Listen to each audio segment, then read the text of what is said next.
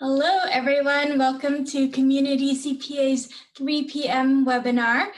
We have these every day except for Sunday at 3 p.m. Central Time. And Thursdays is our special day because we have our guest speakers come to speak with us. And today we have two guest speakers from a company called Team Strong Inc. And I will introduce them shortly.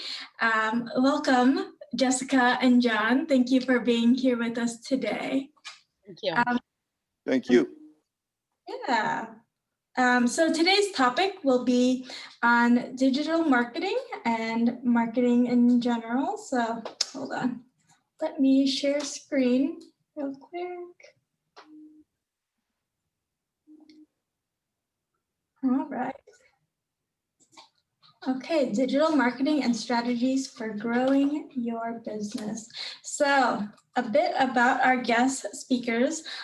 John is the CEO of Team Strong Inc. And has been in marketing. He's produced and structured over 125 social events over 10 years, which is super impressive. And I also heard you published a book. So he is a Des Moines native and passionate about the community and community projects. Jessica has a voiceover career of over 10 years. She's voiced for various companies, including McDonald's, Wells Fargo, Johnson & Johnson, and she is bilingual English-Spanish. So she actually did the Community CPA audiobook, Cita con Ying, in Spanish. So we are very happy to have you both on with us today to share your expertise and your experience with us. Before we dive into our questions, we'll talk a bit about Community CPA. So a lot of you already know about Ying Sa. She is our CEO and managing partner. She is part of the National Taxpayer Advocacy Panel, which is an advisory committee to the IRS. So if you ever have suggestions on how to improve the IRS, you can always email Ying, and she is happy to advocate on taxpayer behalf. So her email is ying@communitycpa.com, and subject line is TAP recommendation. And also, I had already mentioned her book, Appointment with Ying at 8 a.m. She has that in English, and then the Cita con Ying is the book in Spanish. About our firm, you can find us on various channels. Our website is communitycpa.com, but we also have a YouTube channel where we put all our webinars on. You can also follow us with news on Facebook and Twitter. We are a regional CPA firm, so we do a variety of different accounting, payroll, audit, tax, business consultation services, legal services, and our staff collectively speaks 9 different languages among us to better serve our community. And we have over 9,000 clients between the 3 branches that we currently have, as well as in other states. So right now, our structure is that we have teams of people working on these different departments to help specialize. So there is an accounting team, a payroll team, an audit team, a tax team, and a business consultation team. So yes, feel free to reach out to us. No responsibility disclaimer, just to let everybody know that situations, especially regarding COVID, is very fluid. So advice is general, so don't necessarily apply everything you hear here to your business. And now on to our speakers. So I wanted to talk to you guys and find out more about how you got into marketing and what you enjoy most about this field and what you do. All right. I guess I'll go first. Thank you. I started, John and I started this company about 5 years ago now. And the way I started with marketing prior to merging and partnering with John, I started my voiceover career here in Des Moines, Iowa, right when the technology was starting to really boom and giving us an opportunity to have access to other things other than just locally and regionally, like it has been traditionally. So I had to utilize and really learn and utilize social media to my advantage to be able to advance in my career from the market that I'm in Des Moines. So a lot of studying, a lot of trial and error, a lot of things that I had to really, really, truly become an expert on social media to be able to take advantage of its benefits and connect with people throughout the world, and kind of represent and market my brand. John and I met, and we immediately had a connection, and we realized that John comes, which he will tell you, from similar backgrounds, and kind of had to do a lot of the things, had a lot of the knowledge that I had. So, we decided to merge and to utilize and combine that knowledge to offer it to companies and organizations, in an effort to really empower and help people grow and succeed in what they do. So that's kind of how I got started into the whole marketing, um, uh, and learning social media and all that good stuff. Awesome. Yeah, I think a voiceover career, most people probably don't think that or don't know many people in that field. So that is very interesting and probably a very niche market to work with. And so, Most yes. definitely. So John, tell us a bit about yourself and your marketing past. Okay. Um, Again, originally born and raised in Des Moines, Iowa, so I do have a passionate relationship with the citizens of Des Moines. I have a real extensive background. Prior to me and Jessica collaborating 5 years ago, um, I created Team Strong Inc. back in 2011, and my main purpose at that point was to spread awareness of social issues that are going on in the community, as far as like the school system, how it's changed over the years, and what I did, instead of just creating like social gatherings, I would instead create events, entertainment, nightlife, comedy shows. That's so to speak, to bring people together and have fun, but as well as learn about what's going on in the community, and their surroundings. So during that time period, it was really, really educational, really fun. I was brand new to business, and I took a chance to create packages, advertising packages, in return for sponsorships for with with local businesses in the area. So I immediately found out that the packages were very, very effective, and people started contacting me to help promote their events through social media and throughout grassroots promotional sources as well. So um, so the events kind of took a back end seat as the promotion started to pick up, and that's when me and Jessica formed our collaboration a few years back, and we've been working with small to large businesses in the area, nationally as well, and it's just kind of taken off, and we basically know our stuff, so it helps. For sure. So what does Team Strong specialize in? Really, we there's an array of things that we specialize in. Really, at this point, we focus on consulting, because a lot of businesses nowadays are learning how to use products as far as like websites and apps and stuff that we provide. But we have a unique approach on using these products, and so that's where we excel with the consulting. But we produce websites, we produce social media management, anything to do with spreading awareness of your brand spreading advertising and getting your name out there and increasing numbers. That's what we specialize in. That's great. So do you both have different roles in that in terms of the specialties? Yeah, pretty much. I would say Jessica, I mean, she's wonderful in every aspect of the company, believe me. But where she really takes off with is like the IT background stuff, you know, and also, of course, the voiceover. She has a tremendous voice and tremendous expertise in that area.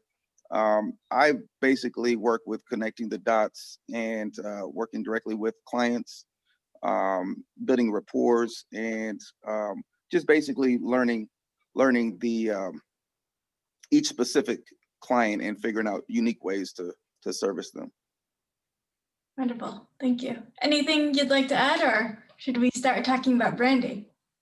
There's one thing that I wanted to add. One of the things that also we specialize in is really knowing how to cater and market to the Latino and African American community. You know, between John and I and our expertise, that is one of the specialties that we have. You know, there's a different way of marketing and approaching and creating content for our people. So that's one of the things that we definitely strive on and specialize in as well. Definitely. That's so important. So as we're thinking about branding, there are many different types and different strategies that companies can use. So if you're a small business, where should someone start? Say if you're a solopreneur, or if you have just one or two people in your company and still pretty small, what should you look into? You start with your logo. Sorry, go ahead, John. Go ahead. Yeah, logo is definitely important, But what I would say to start with is you start with yourself. And what I mean by that is you are your brand. So every time you step out into an environment, you're representing your company, regardless if you realize that or not. People do look at you. People look at your appearance. People look at how you speak. People look at everything about you, your integrity, how you move, how you just everything about you. And then it jumps into the products as far as what you produce. You would definitely have to have a quality product, but again, it all starts with you. It starts with your attitude. It starts with how you feel about yourself. And then moving forward, I'll let Jessica take over. You know, she was on the right path with logos. That is extremely important. So, you know, one of the most important things, aside from what John said, being yourself, is to really portray that on your image and your logo. And your logo is the very first thing that you're going to utilize as a tool to brand yourself, to create a mark in the market for who you are and what your organization or company or product is all about. So really putting in the time, investing the time, and in partnering partnering with someone that specializes on the design and creation of logo is important. Nowadays, with with the internet and technology, anyone could create an image, but it goes beyond just the image. There's meaning to the image, there's meaning to the colors, their slogan, everything. That is important to really understand and utilize it. Once you have that mark, be consistent with it and consistently um, utilizing your mark and your products and all of your social media content and all of pretty much the information and content that you produce, both print or digital, for the world to see, because people start seeing that, people start remembering that mark of yours, especially if you did a really good job at making something unique, and then people remember, and that's how you start the process of branding. Right. So what I'm hearing is knowing yourself and knowing your company and products well enough that you can start going into that process of creating the logo and the image of your company. And then once you get to that part, are there recommendations on how to push that forward of getting it out into the public? Consistency is key.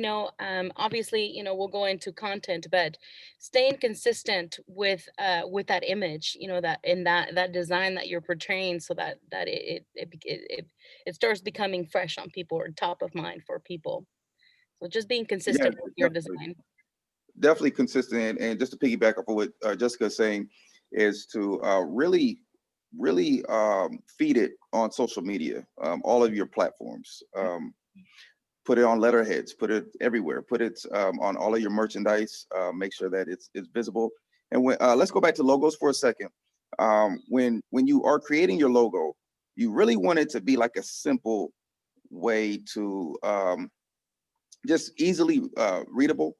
I always use the example of, when you're driving on the interstate and you see the nearest restaurant signs, and you always see the golden arches of McDonald's. Now you can see that from hundreds of yards away, and you immediately resonate that to McDonald's. It doesn't matter how far away you are, you know what that is. And that's really a great example of how branding and how your logo really serves a great part in just, becoming like a household visual for everyone to see. Jessica, did you have anything to add regarding that piece? No, simple and unique. That's it. And then what platforms would you recommend being on to push out your brand and your products? It all depends on your business and product and what it is that you're trying to accomplish. Exactly. There are so many social media platforms out there. You got your basic ones, like you're not your basic, but your most known, your Facebook, Instagram, all those platforms that we all know or familiar with. And more coming up every day. I mean, there are social media platforms popping up every day, and that is how it's going to be for the future. But really knowing your audience and knowing who you really are wanting to connect with is key. Knowing who your target market is and knowing who or where the majority of your market is, and where they pretty much connect to on what social media. You have Facebook, that is a huge 2 billion, more than 2 billion users on Facebook, from people all over the world. And that social media platform is a pay to play site, even though it's free for you to log in, free for you to create a page. It's not just about creating a page and hoping that the world sees it, but the Facebook gives you the ability to really go in and see by zip code, by gender, by behavior. So that's a good one to start. If you're selling product, Instagram is a really great way to showcase your product, because it's a picture-based platform. So all you have to do is create amazing images of your product, and it makes it easy for you to market. So just, I would say, from my part, is just to really know who your market is, who you're wanting to connect, and where they reside when it comes to social media, platforms and all that good stuff. Definitely. Figuring out who your target market is, and then just really finding out where they're located at. Just like Jessica said, just find out where they're located at, which platform they use the most, and go from there. I would also suggest to just find out different ways to market your product on each one. I mean, don't do it all the same. Don't just share the same post on each platform. Every platform, like Jessica discussed, I mean, they're looking for different things. Like she said, Instagram is mainly like a picture-based type of deal. So real high quality pictures really do go a long way in that platform, but not the same as in Twitter. I mean, Twitter would be more of a textile type of promotion. So definitely gotta know where you're putting your stuff at. Right now. So with that, say that you do pay for advertisement on these various platforms. Do you guys work with like the analytics part of it and trying to figure out what works best for your clients in terms of what can do better in the future? Yeah, that is critical. That is critical. You don't just want to be blind. That's kind of like, especially anytime you're spending your money, excuse me, anytime you're spending your money, you really want to make sure that you're using all the tools that they have. Facebook is really good at pinpointing who exactly is even in your like there's salaries, like you can condense and filter your searches and pinpoint people that make $100,000 a year and up, or like to read certain genres of books if you're an author or whatever. But it's really critical that you find out and go into those analysis and pick out, just filter as much as you can. I mean, you can narrow it down to a drop, of who you're looking for. You don't just want to basically go into a situation blind and just put an ad out there and it just gets lost in the sauce, so to speak, because millions of people are looking at it, but it doesn't interest them. So you really want to target who is interested in your products. Yeah, I think more and more that is kind of the trajectory of a lot of online marketing, right? Is those analytics and diving really deep into the audience to figure out who's seeing it and what they would potentially like in the future. So.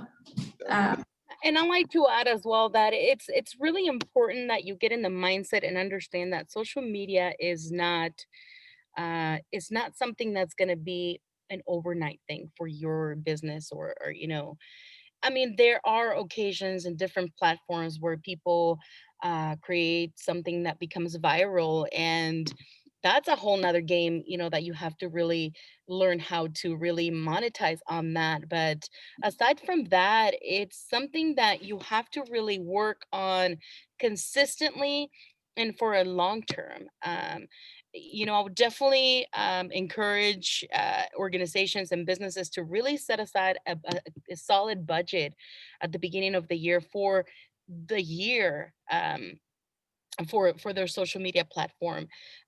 Like John said, it's not just about creating an ad and letting it sit and wait for a whole bunch of sales or a whole bunch of people.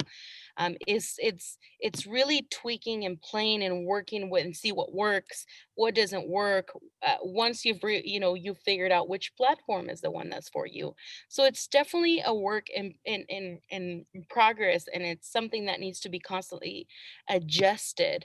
One of the things that I would encourage people is to never get caught up in the likes. Just because you have a whole bunch of likes doesn't mean that your post or something is successful. Focus on the conversion of your followers. Are you converting Definitely. your followers? Are you converting the people that you engage with on social media as clients? Comments are currency. Comments are an opportunity for you to engage with people that want to know more about you or your products. So definitely completely dismiss the likes and just really focus on meaningful connections. So that's important, and that's one of the things that we do. We look at the whole picture and just it's a work in progress.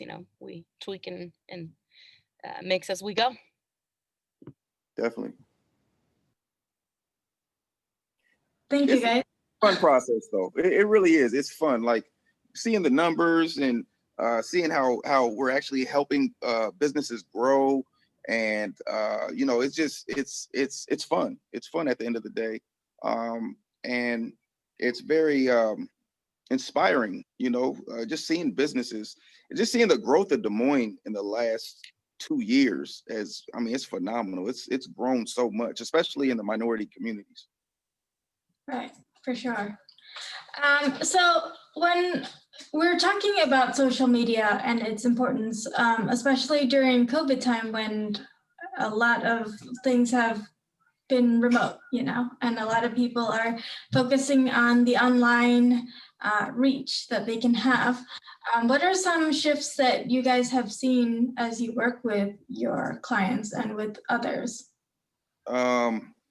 This is probably like the 1000th Zoom meeting we've had since since the beginning. Transition definitely has been from a face-to-face platform to doing interactions like this with the Zooms.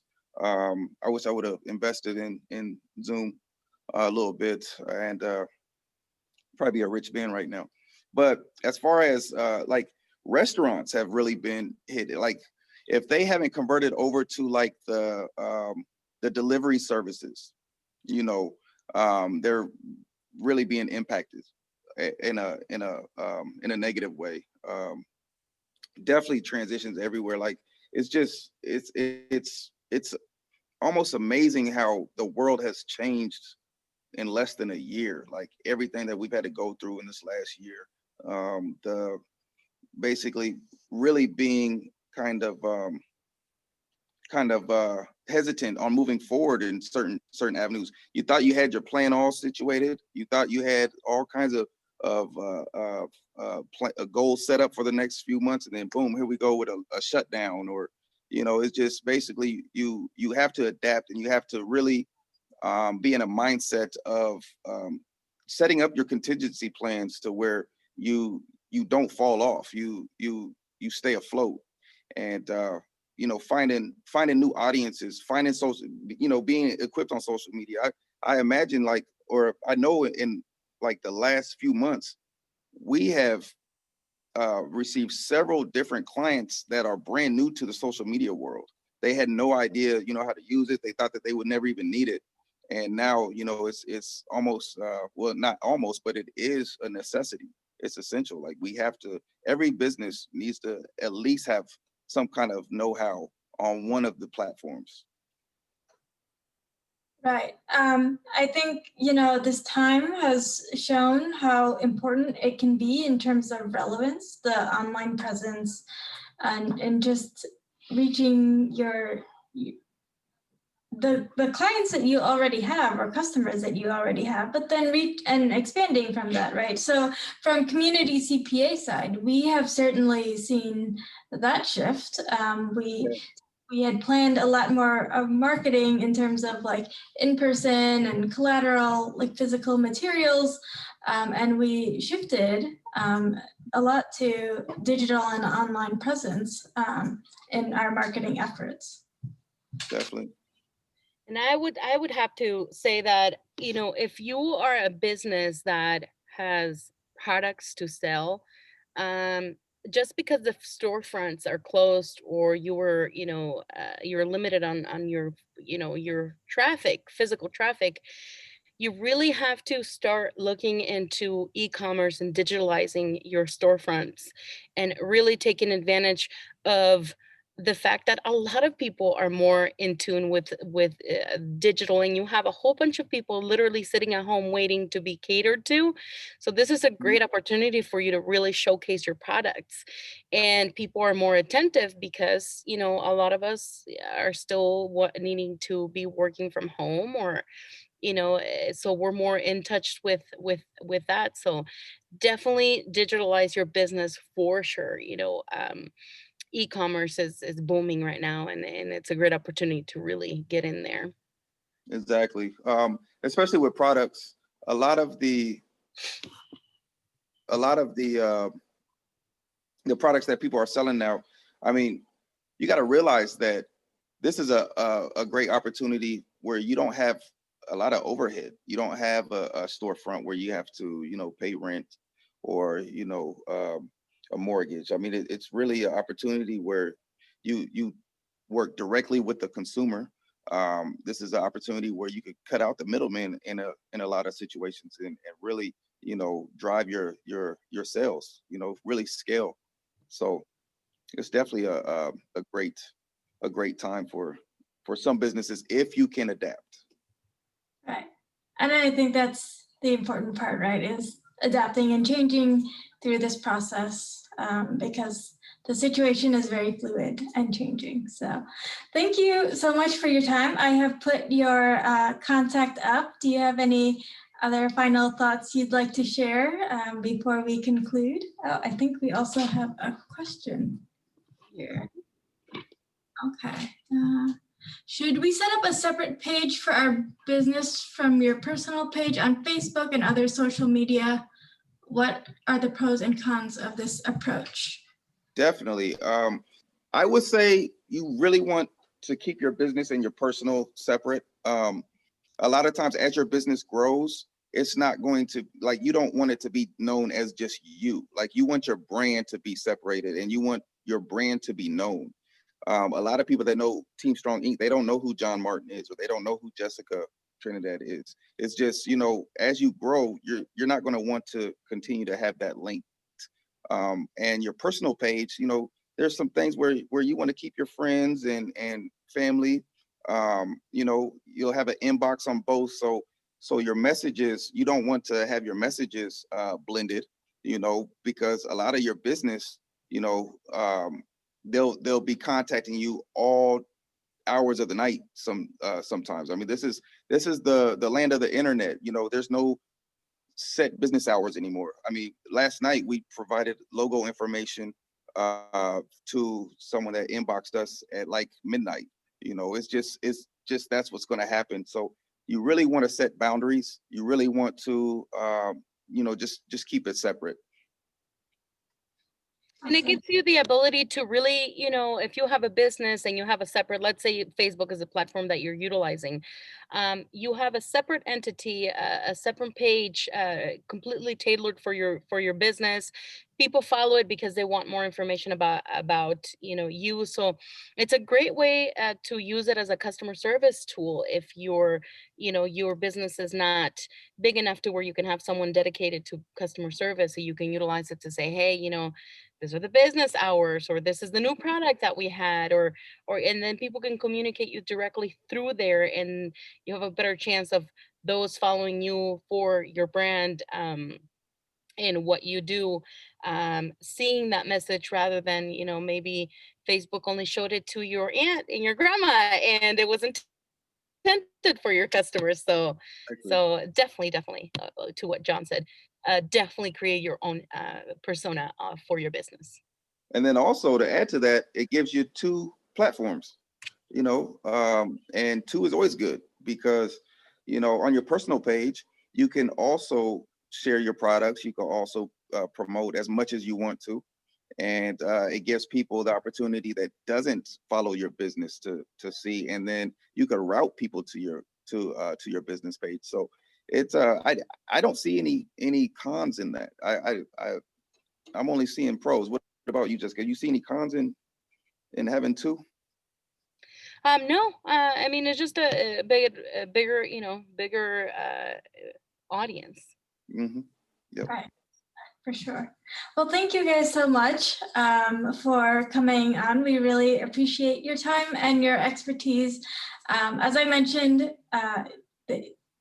there's the contact teamstronginc.com.